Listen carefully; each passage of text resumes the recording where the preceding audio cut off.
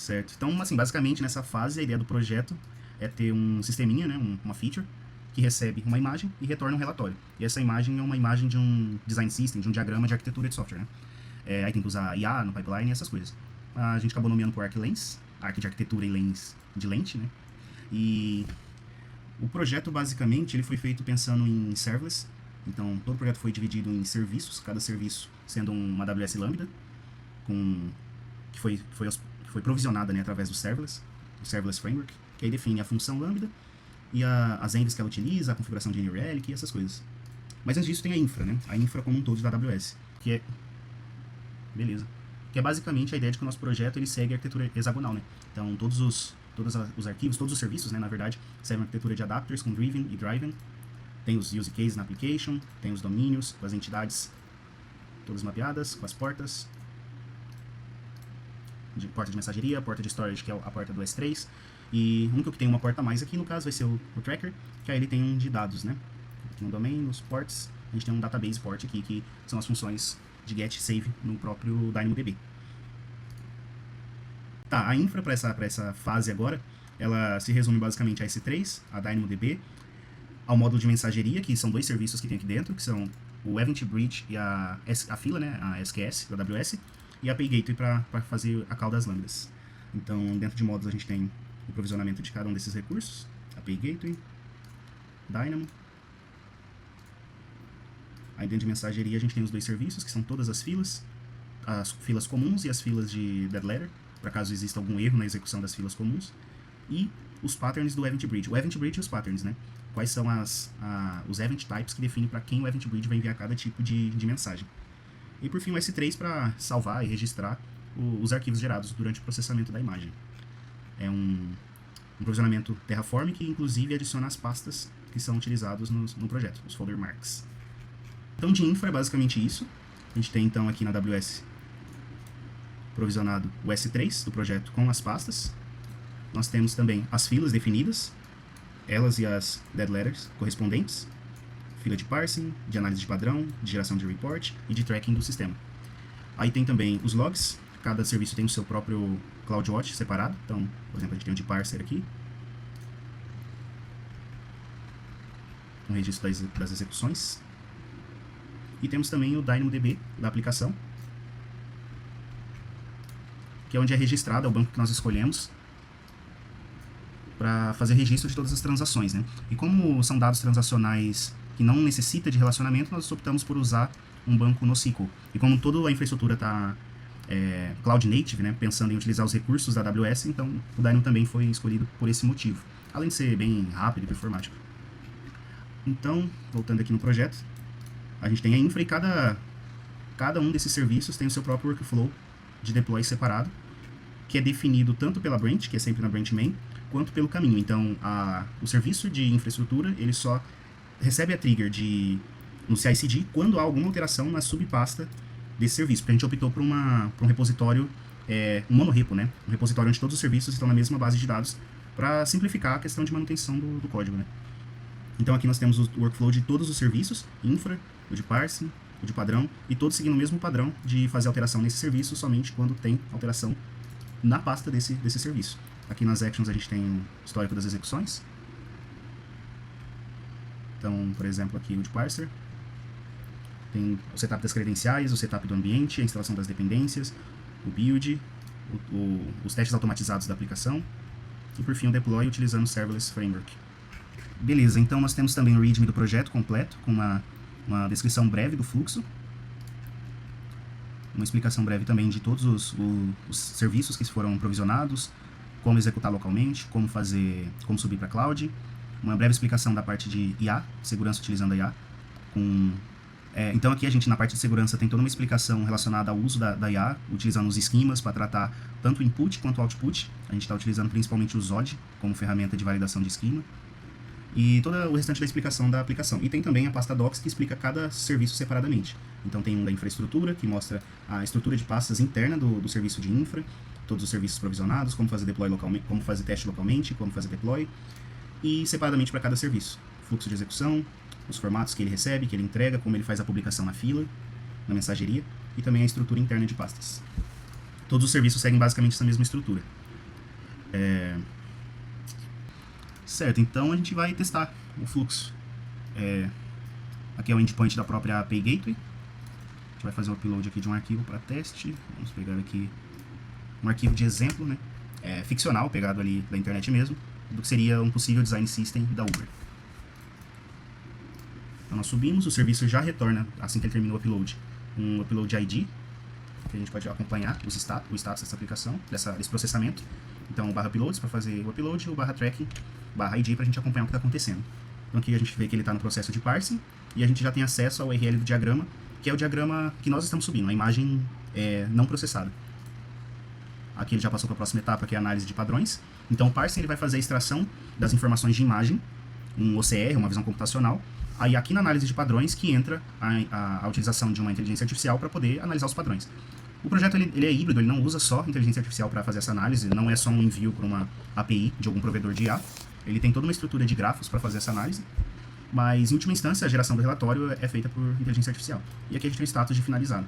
Aí ele adiciona para a gente aqui a propriedade de report, que tem um resumo e algumas outras informações que seriam interessantes. Então, um resumo da aplicação, da análise, né? Um resumo da análise dessa arquitetura, uma nota de 0 a 100, que é dada para essa arquitetura. Aí a gente tem o JSON resultante, então a gente pode vir aqui e fazer uma consulta dele. Que aí tem toda a identificação dos componentes da aplicação, do design system, o relacionamento entre cada uma desses componentes, os padrões, sugestões de melhoria, riscos, resumo, o que definiu a nota, quais são os subitens que definiram a nota, e insights de arquitetura. E também, como subproduto, nós temos aqui um HTML URL, que ele basicamente é um template que, com base nesse retorno do JSON, nós montamos uma página para melhor visualização das informações. Então os dados que contém aqui são os mesmos dados daquele JSON que eu mostrei agora há pouco, só que com um novo visual. Então aqui tem o ID do upload, aquele resumo continua aqui, a nota, a subdivisão da nota em cada um dos aspectos, um insight geral, uma avaliação geral da infraestrutura, os componentes que foram identificados, os relacionamentos, os padrões e riscos identificados. Então, identificou um load balancer, identificou um rides API, identificou databases, um Kafka, aqui o relacionamento entre cada um. Do load balancer vai para o driver API, do load balancer vai para o rider API, usa o Mapbox, esse tipo de informação. E aqui tem toda a análise da infraestrutura e, por fim, as sugestões de melhoria. Por exemplo, implementar um padrão de API Gateway para consolidar o roteamento e reduzir uma comunicação direta cliente para o serviço. Então, aí tem uma lista de possíveis melhorias para essa infraestrutura que a gente fez análise. Aí só para a gente rodar mais uma vez e testar a nossa própria infraestrutura no sistema, a gente pode pegar aqui, a gente pode pegar desse próprio que a gente desenvolveu. Então, é o fluxo, né, do usuário, chama a API Gateway, que chama o serviço de upload, que manda mensagem de que o Event Bridge, de que o arquivo foi para a nuvem. Aí, a partir disso, vem os consumidores, que cada um faz a sua parte aqui no processo, né. Todas as mensagens que são colocadas no Event Bridge, o Tracker Service, que está aqui embaixo, consome e faz a atualização do DynamoDB, e os outros serviços aí consomem o que cada um é responsável. Por exemplo, o parser consome a regra de upload do diagrama. Aí ele faz as suas operações e depois faz um post de mensagem dizendo que o parsing foi concluído, que volta para o Event Bridge, e assim vai iterando conforme os itens, né? Então vamos fazer um teste com esse System Design.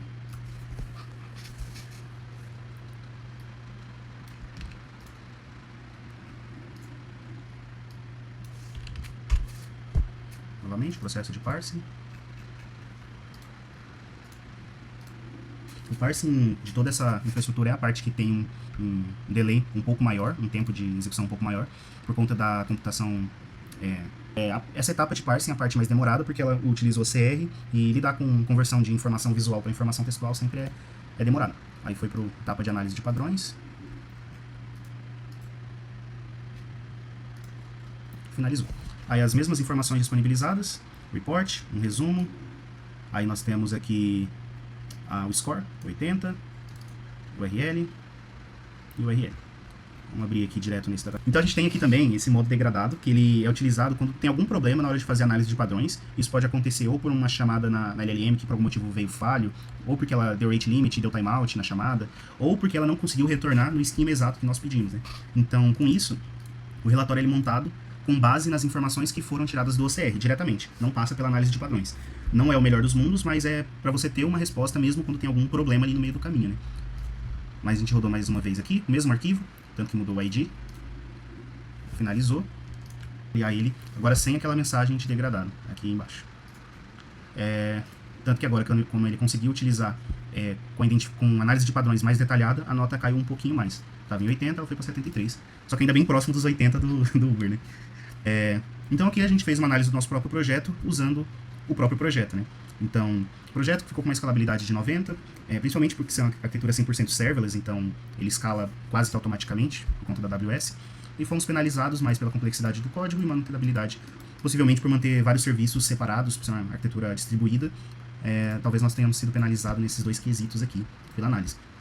E o restante é o mesmo que tem no JSON, no JSON que foi mostrado ali em cima, esse arquivo JSON aqui, onde identifica os componentes, os relacionamentos, os padrões, os riscos da aplicação. Então, nos componentes a gente tem o usuário, a gente tem a API Gateway, a gente tem cada serviço que é utilizado, nós temos as filas, nós temos o Event Bridge, definindo aqui as regras de comunicação, nós temos o nosso database, que no caso é o DynamoDB, nós temos de serviço externo. A gente está utilizando o Bedrock da própria AWS, mas daria para utilizar uma chave de API externa, por exemplo, direto com um Anthropic ou algum outro provedor de IA, né? Os relacionamentos, então, de usuário, a gente tem para API Gateway, de API Gateway a gente tem de Upload, para Upload a gente vai para Event Bridge. Em alguma instância, todos vão apontar para o Event Bridge ou ser apontados pelo Event Bridge. E todas as comunicações aqui assíncronas, com exceção as comunicações de HTTPS, que são a chamada do usuário, a API Gateway, ou a API Gateway para algum serviço diretamente, que só acontece em dois casos, né? Que é a API Gateway chamando o Upload, e aqui no final a API Gateway chamando o serviço de tracking, que é para fazer a própria consulta dos status. Aí aqui a gente tem os padrões detectados, então Event Driven, microserviços, arquitetura hexagonal, Saga Pattern, processamento assíncrono, PubSub, porque a gente está usando Event Bridge, então cada serviço publica ou consome informações desse bus. A gente tem Dead Letter para todas as filas. E State Machine, a gente não está usando uma ferramenta como como está falando aqui. Então tem State Machine, a gente não está utilizando alguma ferramenta como a Step Function da AWS para coordenar, porque isso aumentaria mais o acoplamento, uma etapa poderia ficar dependente da outra, então a gente já preferiu adotar uma arquitetura totalmente orientada a eventos e microserviços, né? O sistema encontrou dois riscos aqui na nossa aplicação, alguns insights arquiteturais e recomendações que nós podemos implementar aí em próximas iterações no projeto. Pessoal, esse vídeo é no que diz respeito a logs estruturados e observabilidade do último desafio proposto pela FIAP, a Lura, na matéria de arquitetura de software. Para podermos mostrar a questão dos dados, né, criamos um script em JavaScript, onde ele vai gerar tráfegos, né, onde tanto utilizará caminho feliz como caminho que gerará erros, para que possamos visualizar como os logs, como os dados estão sendo armazenados e mostrados. Então vamos lá, a gente roda esse código aqui, esse script. Esse script utiliza dois tipos de arquivo, acho que é PDF e IMG. Vou esperar finalizar aqui. PDF e PNG na verdade. E aí criamos, rodamos o script. Agora podemos ir aqui no nosso New Relic. E sim, decidimos utilizar o New Relic para poder mostrar a questão da observabilidade, visto que utilizamos na etapa anterior. E criamos também alguns dashboards, alguns charts utilizando NRQL, né, para poder nos auxiliar sobre o que está acontecendo com a nossa aplicação. E esse primeiro chart aqui, ele faz um count de quais foram os serviços, né, que foram chamados, né? Por exemplo, o upload é o primeiro, visto que toda a requisição passa por esse serviço. E aí depois vemos um número de uma diferença grande entre, por exemplo, upload e reported, porque no meio do caminho houve alguns erros, e esses erros claramente foi gerado de forma intencional pelo script. Aqui do lado temos uma informação, a conversão em porcentagem de upload por report. Né? O upload aqui é a primeira etapa, né? E o report é a etapa final. E você vê que o time series que eu coloquei para todo aqui é de 1 hora, então você vê que chegou a atualizar, né? Agora é 50%. E aí o numérico vai coletando novos dados e vai atualizando. Nesse chart aqui, a gente mostra erros por taxa de serviço, né? Vemos que a grande maioria dos erros é do parser, alguns casos os erros é do upload, tá? Esse daí é quando o script, de forma intencional, envia um arquivo inválido, né? E aí o upload lança o erro. Também temos a categoria de erros, né? A maioria é parser e do Bedrock Invalid Model, mostrando 100%. Aqui é um chart que é útil para sabermos quais são os tipos de arquivos que estão sendo utilizados na nossa aplicação. Nesse caso aqui é PDF e PNG. E também colocamos uma categorização sobre o tamanho, né? Visto que a nossa aplicação aceita até 6 megabytes. E aqui é os status, todos os status coletados na nossa aplicação, onde vai nos ajudar a ter uma visão geral, né, do que está acontecendo. Pode ver que, por exemplo, Analyze Patterns é o que tem a maioria, né? Mas, por exemplo, Deixa eu ver aqui, o finished é o que tem um número bem inferior. Você pode ver por conta que a taxa de erros foi alta, né? E caso queiramos descobrir o porquê está dando erro, a gente pode ir no Serverless Functions ou no próprio APM Service e consultar os logs. Nesse caso, eu vou ver aqui a questão do upload. Vamos ver esse serverless upload aqui. Vou botar aqui serverless function, deixa eu ver aqui, upload. Já está instrumentalizado como APM. Deixa eu ir para logs. Olha aqui, ó, erros inesperados. Malformed content type, como eu disse, né, o próprio script ele envia um arquivo inválido e aí o service de upload lança esse erro. E temos as informações tanto do nível de level, quando aconteceu, se foi um cold start dada a lambda, o timestamp, quando que ocorreu, enfim, temos essas informações que são úteis para termos uma visão geral, né, para podermos entender o que está acontecendo com a nossa aplicação. Então é isso sobre a questão da observabilidade. Como você pode ver, temos o prod parser já com available, o pattern analysis também com available, o prod report, o tracker e o upload, que são todos os nossos lambdas que a gente criou para poder resolver esse desafio. Valeu, pessoal!